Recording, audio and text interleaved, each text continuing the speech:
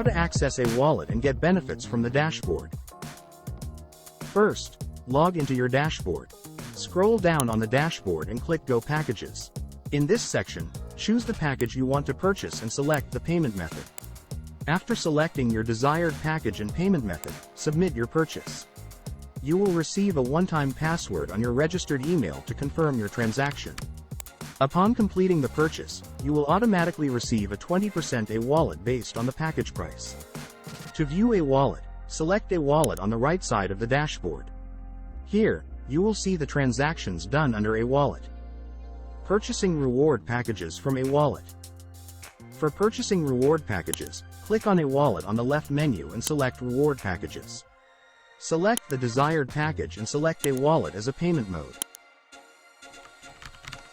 After successful completion of the transaction, you can check the purchase history under the purchase history of a wallet.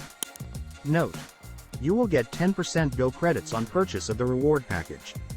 For sending funds to another user, select Fund Transfer under a wallet, enter the username and amount you like to transfer. Enter the OTP received on the registered email, and the transaction is completed successfully. After confirming your transaction, you will be able to see your transaction under the Transaction History tab.